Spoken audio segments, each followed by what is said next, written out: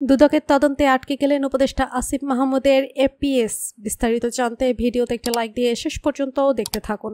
14 August একই বিশ্ববিদ্যালয়ের শিক্ষার্থী মোয়াজ্জেম হোসেনকে নিজের এপিএস হিসেবে নিয়োগ দেন তিনি। আসিফ মাহমুদের পিএস হিসেবে নিয়োগ পাওয়ার পরই যেন ভাগ্যের চাকা খুলে যায় মোয়াজ্জেম হোসেনের। তবে তার অনিয়মের ফিরিস্তি সর্বপ্রথম উঠে আসে সামাজিক যোগাযোগ মাধ্যমে।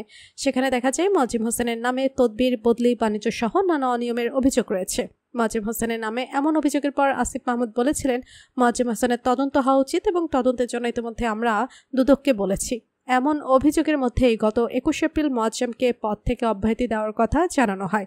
অবশ্য পরদিন সংশোধিত প্রজ্ঞাপনে বলা হয়, পদত্যাগের অবদানের প্রেক্ষিতে মোয়াজ্জেমকে অব্যাহতি দেওয়া হয়েছে। তবে অব্যাহতি পাওয়ার পর দুদকের তদন্ত যে চলছে সেই বিষয়টি সবার নজর এসেছে। তার প্রেক্ষিতে এবার মোয়াজ্জেম হোসেনের দেশ ত্যাগে নিষেধাজ্ঞা ও এনআইডি ব্লক করার সিদ্ধান্ত নিয়েছে দুর্নীতি দমন কমিশন।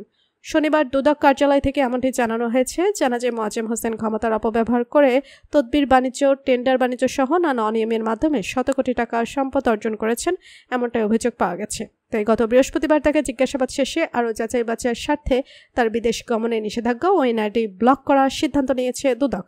সম্প্রতি মোয়াজ্জেম হোসেনের বিরুদ্ধে ওঠা নানা রকম দুর্নীতির খবর গণমাধ্যমে প্রচারিত হলে স্থানীয় সরকার উপদেষ্টার এপিএস পদ থেকে তাকে অব্যাহতি দেওয়া হয়। তো বন্ধুরা, আসিফ মাহমুদের এমন নিউজ শুনে আপনাদের কেমন লাগছে লিখে জানিয়ে দিন কমেন্ট করে। পরবর্তী আপডেট নিউজ সবার আগে পেতে সাবস্ক্রাইব করুন আমাদের চ্যানেলটি।